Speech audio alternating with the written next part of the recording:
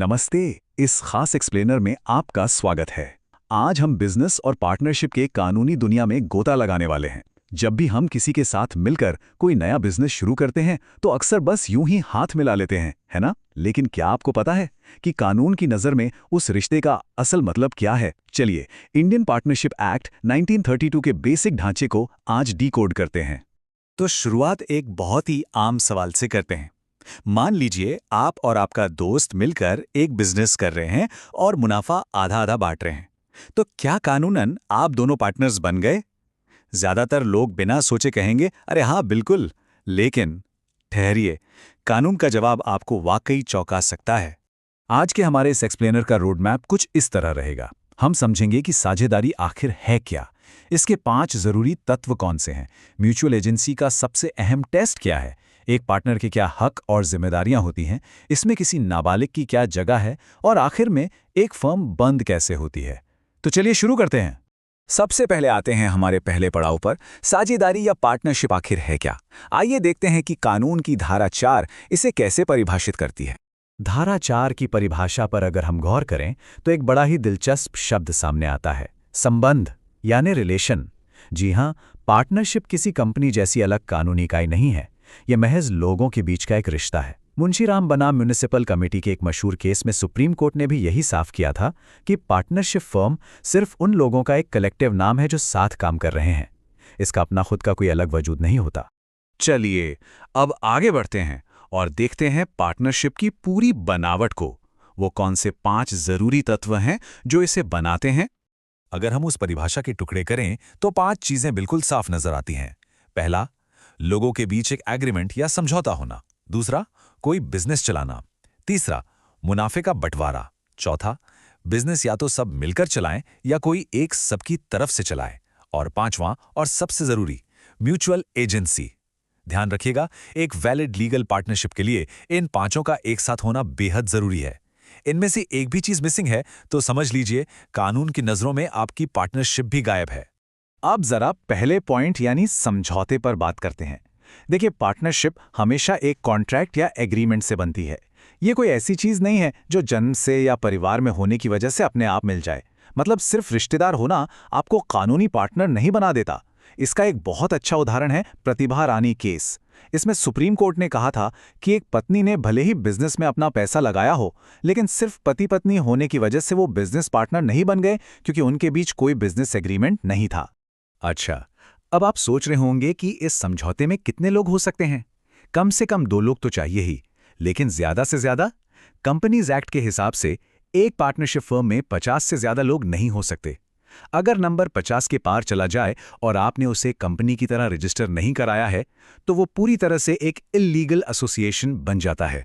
अब आते हैं इस एक्सप्लेनर के सबसे दिलचस्प हिस्से पर, म्यूचुअल एजेंसी। यही वो असली लिटमस टेस्ट है जो तय करता है कि पार्टनरशिप है या नहीं। याद है, हमने शुरू में एक सवाल पूछा था, क्या सिर्फ मुनाफा बांटना ही पार्टनरशिप है? 1860 के एक बहुत ही ऐतिहासिक इंग्लिश केस कॉक्स बनाम हिकमैन में लॉर्ड क्रेनवर्थ ने इसका एकदम सीधा जवाब दिया था। उन्होंने कहा कि मुनाफे में हिस्सेदारी कोई आखिरी सबूत नहीं है। उस केस में हुआ ये था कि कुछ लेनदारों ने अपना कर्ज वसूलने के लिए बिजनेस का मुनाफा लिया था, पर अदालत ने उन्हें लीगल पार्टनर नहीं माना। तो बात साफ है, मुनाफा मिलना जरूरी तो है, पर सिर्फ मुनाफे के बेसिस पर आप पार्टनरशिप साबित नहीं कर सकते। तो फिर असली कसौटी है क्या? वो है म्यूचुअल एजेंसी।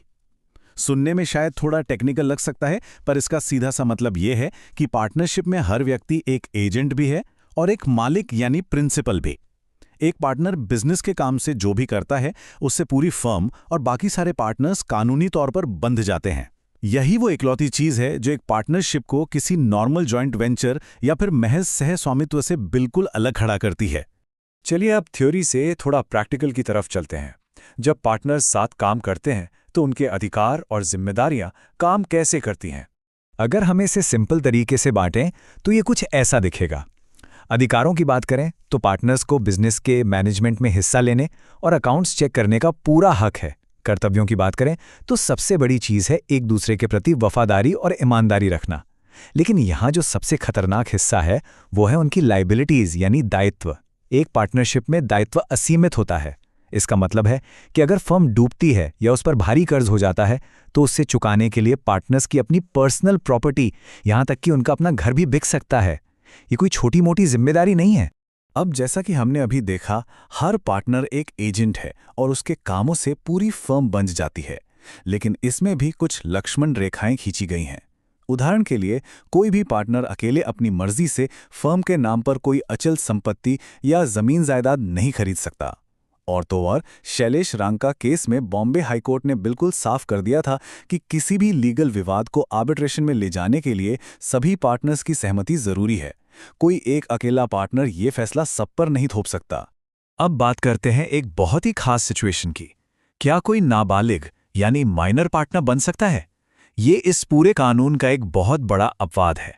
देखिए, सीआईटी बनाम द्वारकादास खेतान केस में सुप्रीम कोर्ट ने तय किया था कि एक नाबालिग बच्चा कभी भी पूर्ण भागीदार या फुल पार्टनर नहीं बन सकता।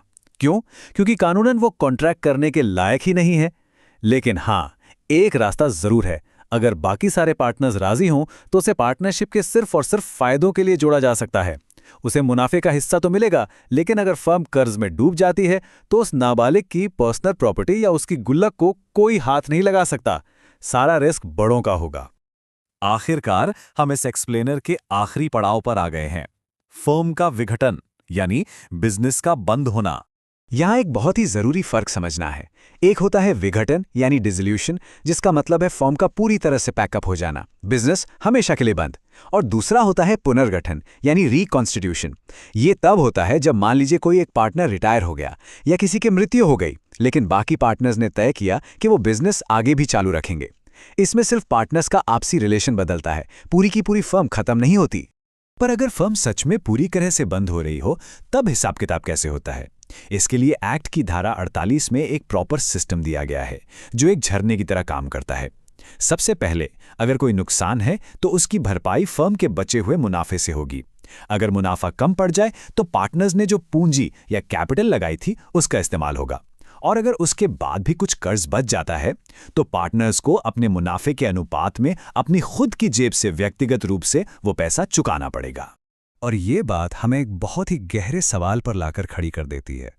आज के स्टार्टअप्स और तेज तर्रार कोलैबोरेशंस के दौर में लोग बड़ी आसानी से एक साथ बिजनेस शुरू कर लेते हैं, लेकिन क्या वे सच में उस म्यूचुअल एजेंसी वाले असीमित खतरे को समझते हैं? क्या उन्हें पता है कि किसी दोस्त के साथ किया गया एक छोटा सा कैजुअल एग्रीमेंट भी उन्हें उस दोस्त के हर फैसले और हर कर्ज के लिए कानूनी तौर पर फंसा सकता है? अगली बार किसी के साथ भी बिजनेस के लिए हाथ मिलाने से पहले इस बात पर जरूर सोचिएगा। आज के इस एक्सप्लेनर में हमारे साथ जुड़ने के लिए बहुत बहुत शुक्रिया। सीखते रहिए और अपने लीगल अधिकारों को लेकर हमेशा अवेयर